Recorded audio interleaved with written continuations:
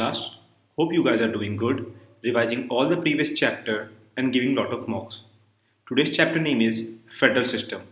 But before we start, let's have a quick recap on the previous classes.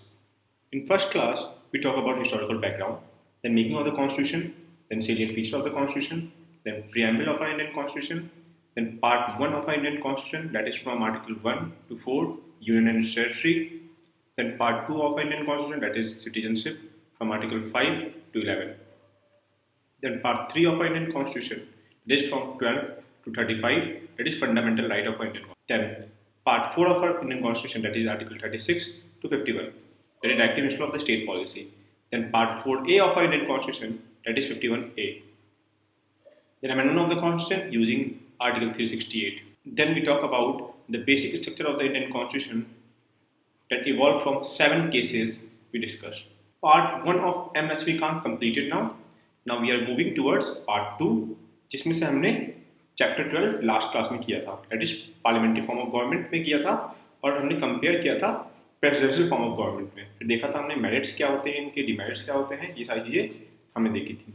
आज क्या बात करेंगे हम लोग फेडरल सिस्टम के बारे में। इसके अंदर हम क्या करेंगे, साथ ही साथ यूनिटरी फॉर्म ऑफ गवर्नमेंट के बारे में पढ़ेंगे। यूनिटरी फॉर्म ऑफ गवर्नमेंट क्या होती है और हम क्या है, बेसिकली हम क्यों क्वाज़ी फेडरल कहलाते हैं। सपोज ये आपकी फैमिली है और आप क्या है, मदर फादर हैं, और ये आपके भाई बहन हैं। आप सबने क्या किया, एक ट्रिप प्लान किया गोवा के लिए। तो आपको क्या चाहिए होगा, परमिशन चाहिए होगा अपनी फैमिली से। तो जिन घरों में केवल एक की परमिशन चाहिए होती है, चाहे पापा की चाहे मम्मी की, वो क्या है, वो घर है यूनिटरी फॉर्म ऑफ गवर्नमेंट। लेकिन जिन घरों में दोनों की परमिशन चाहिए होती है, जहां पे डिवीजन ऑफ पावर है, वो क्या कहलाएंगे, वो कहलाएंगे फेडरल सिस्टम।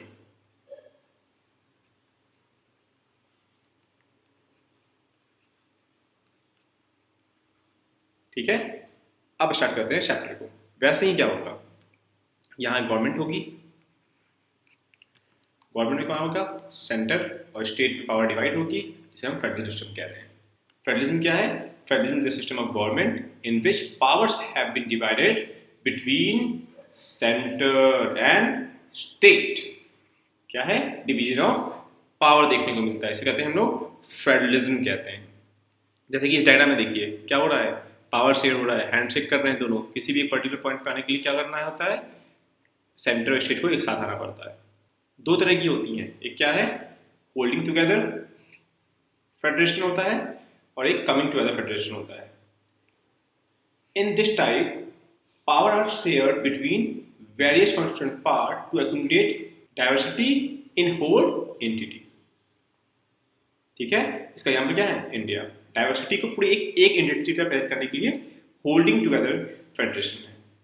कमिंग टुगेदर में क्या है कि in this type of independent states come together to form a larger unit.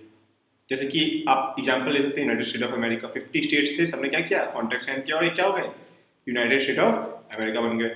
Now let's talk about federal features. क्या क्या फीचर्स है, पहला डुअल गवर्नमेंट पॉलिटी होती है, ठीक है, डिवीजन ऑफ पावर होता है, यहाँ पे कॉन्स्टिट्यूशन रिजिड होता है। रिजिड कैसे, कि चेंज करने में डिफिकल्टी है, ठीक है। हमारे में भी कुछ पार्ट क्या है, पार्ट रिजिड है, हम लोग फ्लेक्सिबल रिजिड दोनों के पार्ट है। इंडिपेंडेंट जुडिशरी होती है, हम सब जानते हैं कि एग्जीक्यूटिव ब्रांच होती है, लेजिस्लेटिव ब्रांच होती है और जुडिशरी ब्रांच होती है। ये क्या आती है, इन दोनों से इंडिपेंडेंट होती है।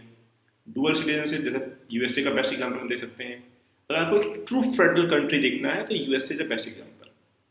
कैसे, स्टेट की सिटीजनशिप इनकी अलग होती है, उनकी जो कंट्री की सिटीजनशिप होती है वो अलग होती है। बाई कैबिनेट 2 हाउस होते हैं। कैसे, जैसे कि यहाँ पे हम क्या है, एक राज्यसभा होता है, एक लोकसभा होता है, वैसे वहाँ पे सीनेट है और एग्जीक्यूटिव की ब्रांच अलग है। Now federalism in India.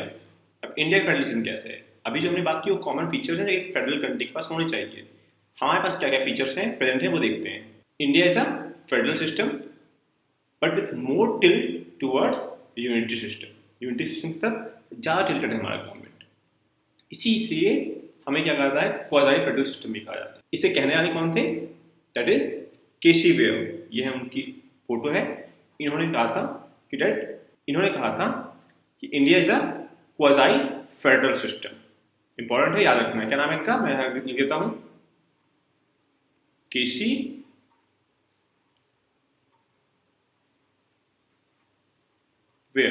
कि इसी वजह से इनको याद रखना है, इनका नाम था। विलियम्स के पॉइंट से इंपॉर्टेंट है। फिर क्या है, it has feature of both federal and unitary system, अभी आपको बताया मैंने। और आर्टिकल 1 भी हमारा से मेंशन करता है, क्या होता है, कहता है India that is Bharat shall be union of state, कहीं भी फेडरेशन वर्ड मेंशन नहीं किया गया है। जो हमारे कॉन्स्टिट्यूशन में फेडरलिज्म का जो फीचर आया है वो कहाँ से आया है, गवर्नमेंट ऑफ इंडियन एक्ट 1919 से आया है। जैसा कि हम जानते हैं कि लंबे समय से हमारे ऊपर ब्रिटिश रूल कर रहे थे, तो हमें क्या लगा, हमें उनको ही अडॉप्ट करना ज़्यादा ईजी लगा, तो हमने जो सिस्टम चल रहा था उसी को ही कंटिन्यू कर दिया। नाउ गवर्नमेंट क्या है हमारा, 2 लेवल पे डिवाइडेड है, सेंटर और स्टेट, स्टार्टिंग से ही बोल रहा हूँ मैं। फेडरल में डिवाइड भी ऐसे किया आपके लिए that there will be division of power between centre and state.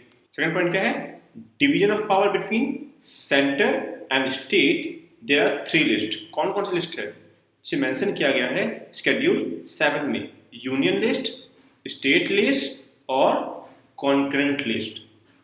एक और चीज मैं इसमें ऐड करना चाहूंगा कि इसका ऑर्डर ऑफ प्रेफरेंस क्या है। ऑर्डर ऑफ प्रेफरेंस में पहली पोजीशन हम देते हैं यूनियन को, सेकंड कॉन्करेंट को और लास्ट में स्टेट लिस्ट को। मान लीजिए 2 लिस्ट के बीच में कॉन्फ्लिक्ट है, मान लीजिए 1 और 3 के बीच में, तो 1 विल प्रिवेल और इसके बाद नहीं मानी जाएगी। ऐसे ही 1 और 3rd में है तब भी 1 और प्रिवेल करेगा, अगर स्टेट में और कॉन्करेंट वाले में है तो फिर कॉन्करेंट प्रिवेल करेगा। ये ऑर्डर ऑफ प्रेफरेंस कहते हैं इसे।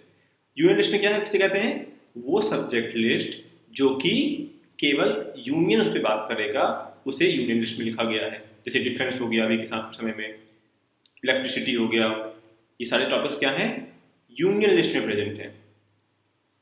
और 197 इस तरह के सब्जेक्ट्स हैं जो कि यूनियन लिस्ट में है। वैसे ही स्टेट लिस्ट है, स्टेट लिस्ट में कितने सब्जेक्ट्स हैं, 66 सब्जेक्ट हैं अराउंड, जो कि एग्जाम्पल क्या ले सकते हैं इसमें, जैसे क्या पुलिस हो गया, पुलिस किस में आता है, स्टेट का सब्जेक्ट है।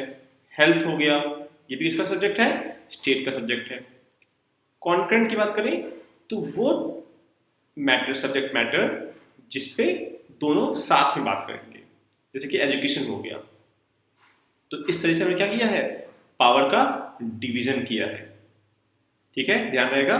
लास्ट में सुप्रीमेसी ऑफ द कॉन्स्टिट्यूशन, हमने देखा था केशव भारती केस में कैसे सुप्रीम कोर्ट ने अपने वर्डिक्ट्स में क्लियर किया है कि सुप्रीम कौन है, ना पार्लियामेंट, ना एग्जीक्यूटिव, ना लेजिस्लेचर, कौन है, कॉन्स्टिट्यूशन इज सुप्रीम। ठीक है, जो कि बेसिक स्ट्रक्चर भी है हमारे कॉन्स्टिट्यूशन का। आगे बढ़े। अभी तक हमने बात की फेडरल फीचर्स के बारे में कि कैसे एक नॉर्मल 7 पॉइंट्स है जिसकी हमने बात की कि फेडरल फीचर्स है। फिर हमने इसे कनेक्ट करने की कोशिश की, किससे, इंडियन फेडरलिज्म से कनेक्ट करने की कोशिश की कि इंडिया में क्या फेडरलिज्म है कि नहीं है। तो हमें क्या मिला कि नहीं, हम लोग क्वाज़ाई फेडरल है, एक परफेक्ट फेडरल नहीं है। परफेक्ट फेडरल कौन सा है, मैंने बताया आपको, अमेरिका है। होप यहाँ तक क्लियर है आपको। अब हम आगे बढ़ रहे हैं। यूनियन फीचर, तो इंडिया के जो यूनियन फीचर्स हैं, क्यों हम क्वाज़ाई फेडरल हैं, इसका मतलब ना हमारे पास हमारा कुछ पार्ट है जो यूनिटरी फीचर्स शो करता है, उसको देखते हैं। पहला, फ्लेक्सिबिलिटी ऑफ द कॉन्स्टिट्यूशन। हमारा क्या है, कॉन्स्टिट्यूशन क्या है, फ्लेक्सिबल है। कुछ पार्ट रिजिड है लेकिन एट द सेम टाइम हमें चेंज करना एज कंपेयर टू यूएस से इतना भी टफ नहीं है। हम मोस्ट ऑफ द पार्ट कह सकते हैं सिंपल मेजॉरिटी से पास करके चेंज कर लेते हैं। फिर क्या है, जो पावर है वो ज़्यादातर किसके पास है, सेंटर के पास है। अभी मैंने आपको ऑर्डर ऑफ प्रेफरेंस एक्सप्लेन किया कि कॉन्करेंट लिस्ट, यूनियन लिस्ट और सब्जेक्ट स्टेट लिस्ट में कैसे हमने सब्जेक्ट मैटर डिवाइड किए हैं और ज़्यादातर पावर किसके पास है, ये सेंटर के पास है। फिर क्या है, अनइक्वल रिप्रेजेंटेशन है। रिप्रेजेंटेशन क्या है, अनइक्वल है। कैसे, जैसे आप देखिए गोवा के पास एक ही सीट है राज्यसभा की और उत्तर प्रदेश के पास क्या है, 31 सीट है, जबकि ऐसा फेडरल सिस्टम में नहीं होता है। एग्जाम्पल में बताया था आपको यूएस से, वहाँ पे ऐसा कुछ नहीं है, सबके पास सेम नंबर ऑफ सीट्स हैं। Now executive is a part of legislature. सबसे बड़ी चीज मैंने बताया था आपको, एग्जीक्यूटिव, लेजिस्लेचर और जुडिशरी कंप्लीटली सेपरेट होते हैं। कहाँ पे, यूएसए में। यहाँ पे क्या है, यहाँ पे ऐसा नहीं है। हम कैसे हैं, हम ऐसे दिखाई देते हैं कि मान लीजिए ये लेजिस्लेचर है, ये एग्जीक्यूटिव है, तो there is a overlap part also. फिर क्या है, Lok Sabha is more powerful than Rajya Sabha. कैसे हम बात कर सकते हैं इस एग्जाम्पल, बेस्ट एग्जाम्पल अगर आपको याद हो तो मनी बिल का एग्जाम्पल। मनी बिल क्या है, मनी बिल केवल लोकसभा में पहले इंट्रोड्यूस हो सकता है, फिर वो जाता है राज्यसभा में जाता है, फिर उसके बाद, और ऊपर से राज्यसभा केवल उसमें कुछ चेंज ला के वापस भेज सकता है, इसे मना नहीं कर सकता है। अगर 14 डेज के अंदर इन्होंने कोई आंसर नहीं दिया तो ये ऑटोमेटिकली पास मान लिया जाता है राज्यसभा से, फिर प्रेसिडेंट के पास जाता है, फिर वहाँ साइन होके पास हो जाता है। ठीक है, तो क्या मैं कहना चाह रहा हूँ कि लोकसभा के पास ज़्यादा पावर है, जो कि एक फेडरलिज्म का पार्ट नहीं है। फेडरलिज्म में क्या होना चाहिए, दोनों के पास इक्वल पावर होनी चाहिए। फिर एमरजेंसी प्रोविजन, ये भी क्या है, सेंटर के पास पावर है। कॉन्स्टिट्यूशन में लिखा हुआ है अगर कोई भी अनकॉन्स्टिट्यूशनल चीज हो रही है तो फिर क्या कर सकता है, प्रेसिडेंट रूल लगाने के लिए, लेकिन सेंटर का क्या रहता है, रेगुलर बेसिस पे मिसयूज करता है। ये पावर किसके पास, स्टेट के पास नहीं है।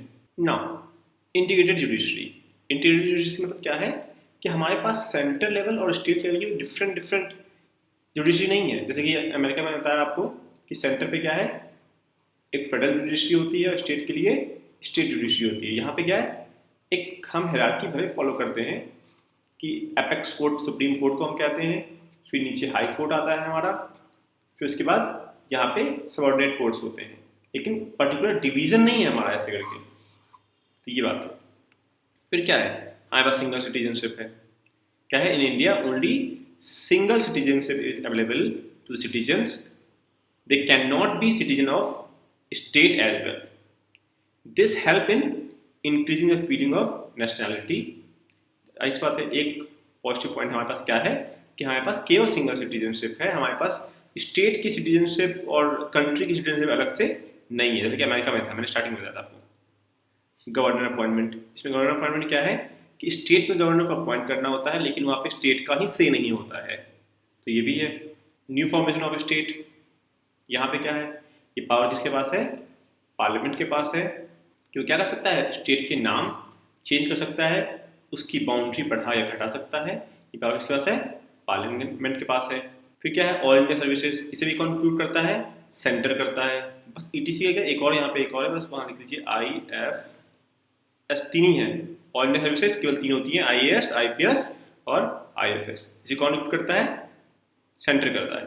फिर क्या है, इंटीग्रेटेड इलेक्शन मशीनरी, इसमें क्या है, सेम चीज, सेंटर के इलेक्शन कौन कराता है, इलेक्शन कमीशन कराता है, एज वेल स्टेट के भी कराता है। किन से चुनता कौन है, केवल सेंटर चुनता है, कैसे, बाय प्रेसिडेंट।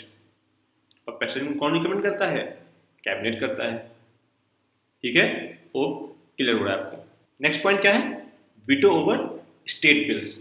क्या होता है, अगर कहीं स्टेट लेजिस्लेचर से पास होकर आता है कोई बिल गवर्नर के पास, तो गवर्नर क्या कर सकता है, उसे सेंड कर सकता है प्रेसिडेंट को, और अगर प्रेसिडेंट चाहे तो उस बिल को वापस भेज सकता है रिकंसिडरेशन के लिए स्टेट लेजिस्लेचर के पास, अपना वीटो पावर यूज करके।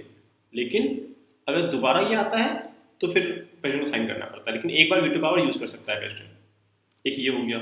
फिर के नेक्स्ट पॉइंट क्या है, इंटीग्रेटेड ऑडिट मशीनरी। ऑडिट करने के लिए क्या को अपॉइंट करता है, हम सबको पता है, लेकिन कौन अपॉइंट करता है, प्रेसिडेंट। इसमें स्टेट का कोई भी से नहीं होता है, जबकि इसको दोनों को ऑडिट करना होता है, सेंटर को भी और स्टेट को भी। ऐसे क्या, removal of the key officials के बारे में यही होता है कि जो मेन इंपॉर्टेंट पोस्ट होती है स्टेट लेवल पे, जैसे कि इलेक्शन कमीशन हो गया आपका, जजेस ऑफ द हाई कोर्ट हो गया, चेयरमैन हो गया स्टेट पब्लिक सर्विस कमीशन के, इन सब का रिमूवल किसके पास है, स्टेट के पास नहीं है, जबकि स्टेट ऑफिसर्स हैं। जब क्या ये यूनिटरी फीचर्स शो कर रहे हैं हमारे। अब हम देखते हैं फेडरल और यूनिटरी में डिफरेंसेस, एक समरी के फॉर्म में, जो अभी तक हमने पूरे चैप्टर में पढ़ा होगा। ये प्रीलिम के पॉइंट ऑफ व्यू से बहुत इंपॉर्टेंट है। कई बार ये फीचर आ जाते हैं कि कौन सा फेडरल फीचर है, कौन सा यूनिटरी फीचर्स है। पहला फीचर क्या है, डुअल गवर्नमेंट, एक सेंट्रल लेवल पे एक स्टेट लेवल पे डिवीजन ऑफ पावर देखने को मिलता है। यहाँ पे ऐसा क्या है, सिंगल गवर्नमेंट होती है सेंटर पे यूनिटरी में। फिर क्या है, यहाँ पे रिटर्न होना जरूरी है, जैसे इंडिया का आप देख लीजिए और USA का आप देख लीजिए। यहाँ पे क्या है, यहाँ पे जरूरी नहीं है, रिटर्न भी हो सकता है और अनरिटर्न भी हो सकता है। यहाँ क्या है, अभी बताया मैंने आपको, डिवीजन ऑफ पावर है सेंट्रल और स्टेट गवर्नमेंट में, यहाँ नो डिवीजन ऑफ पावर है। सुप्रीमेसी ऑफ द कॉन्स्टिट्यूशन है यहाँ पे supremacy of the constitution guaranteed नहीं है। फिर क्या है, ये रिजिड होता है, जैसे कि यूएसए का है, हमारा तो कहीं बीच में लाई करता है। अगर रिजिड इस तरफ है और फ्लेक्सिबल इस तरफ है तो हम लोग कहीं बीच में लाई करते हैं। लेकिन फ्लेक्सिबिलिटी क्या था, यूनिट में क्या था, फ्लेक्सिबल होता है, जैसे ब्रिटेन का एग्जाम्पल है। फिर क्या है, इंडिपेंडेंट जुडिशरी होती है। यहाँ पे क्या है, हो सकता है डिपेंडेंट हो सकता है इंडिपेंडेंट नहीं हो। लास्ट पॉइंट क्या है, बाइकैमरल। क्या होगा, दो हाउस होंगे, एक अपर हाउस एक लोअर हाउस होना जरूरी है। यहाँ पे क्या है, जरूरी नहीं है, हो सकता है बाइकैमरल जैसे ब्रिटेन में है, हो सकता है यूनिकैमरल जैसे कि चाइना में है। इसे पॉइंट हमें क्या करना है, ध्यान रखना है। ये सारे क्या हैं, फेडरल फीचर्स हैं, ये सारे क्या हैं, यूनिटरी फीचर्स हैं। क्रिटिकल इवोल्यूशन और फेडरल सिस्टम क्या है, इसमें क्या हम क्या पढ़ेंगे, लास्ट पॉइंट है हमारे लक्ष्मीकांत का। इसमें एक पॉइंट दिया हुआ है कि कैसे डिफरेंट साइंटिस्ट अपना व्यू रख रहे हैं। फॉर एग्जाम्पल पहले हैं, हम पहचानते हैं, पीछे हमने इनके बारे में बात की थी, क्या नाम है इनका, केसी वेयर नाम है इनका। इन्होंने क्या कहा, इन्होंने कहा कि इंडियन सिस्टम के पास दोनों टाइप के प्रेजेंट है, यूनिटरी भी और फेडरल फीचर्स भी, दोनों ही है। इसीलिए इन्होंने क्या किया, कहा कि इंडिया एक क्वाज़ी फेडरल स्टेट है। मॉरिस जॉन्स क्या कहते हैं, मॉरिस जॉन्स ये कहते हैं कि Indian federalism is a bargaining federalism. क्यों, स्टेट क्या करता है, सेंटर से बार्गेन करता है ग्रांट्स को लेके, इसलिए बार्गेनिंग फेडरलिज्म कहा है। आइवर जनिंग क्या कहते हैं कि इंडिया फेडरलिज्म फॉलो करता है, लेकिन जिसके पास एक स्ट्रॉन्ग सेंटर है वैसा है इंडिया। हमने इन सब का व्यू पॉइंट जान लिया, केसी वेयर का, मॉरिस जॉन्स का और आइवर जनिंग का, कि कैसे कैसे ये कह रहे हैं कि हमारा क्या है, हम क्वाज़ी फेडरल है, India is quasi federal state. ये क्या कह रहे हैं, इट्स अ बार्गेनिंग फेडरलिज्म। ये क्या कह रहे हैं कि ये फेडरल स्ट्रक्चर फॉलो करता है, लेकिन जिसके पास एक स्ट्रॉन्ग सेंटर है। ये इनके तीन व्यू पॉइंट हो गए। और एट द सेम टाइम हमारे कॉन्स्टिट्यूशन में कहीं भी फेडरल स्टेट वर्ड का यूज नहीं किया गया। तब भी वुमेन केस में क्या हुआ, जो कि 1994 में हुआ था, उसमें सुप्रीम कोर्ट ने अपने वर्डिक्ट में कहा जो फेडरल स्ट्रक्चर है हमारे कॉन्स्टिट्यूशन का, वो भी एक बेसिक स्ट्रक्चर है जिसे पार्लियामेंट डिस्टर्ब नहीं कर सकती है। ठीक है, फिर क्या है, और एक और चीज़, हम ये फेडरल केवल यही तक फेडरलिज्म को नहीं देखते हैं, हम देखते हैं कि जो डिस्ट्रीब्यूट है हमारे कंट्रीज में कई तरीके, जैसे फॉर एग्जाम्पल वाटर डिस्ट्रीब्यूट है, आपका लैंड डिस्ट्रीब्यूट है, वहाँ भी हम क्या कहते हैं, इन डिस्ट्रीब्यूट में क्या है, हमारा फेडरल स्ट्रक्चर हम देख सकते हैं clearly. Let's end our today's class with a beautiful thought. Pause the video and read this quotation and feel the energy. At the same time if you are please liking my videos, अगर आपको lectures पसंद आ रहे हो तो please subscribe करें, like करें और share भी करें। इस समय आप अगर प्लेलिस्ट वाले सेक्शन में जाएंगे तो आपको कौन कौन से कोर्स मिल रहे हैं। आपको आर्ट एंड कल्चर की तरफ हमारी तरफ से मिल रहा है, आपको रीडिंग लिटरेसी सेट आप हमारी तरफ से मिल रहा है, इंडियन पॉलिटी मिल रहा है, और जल्दी हम लोग ज्योग्राफी भी स्टार्ट करने वाले हैं। अगर आपको हमारी वीडियो पसंद आ रहे हैं तो प्लीज़ लाइक और सब्सक्राइब करें। Thank you, see you in the next class.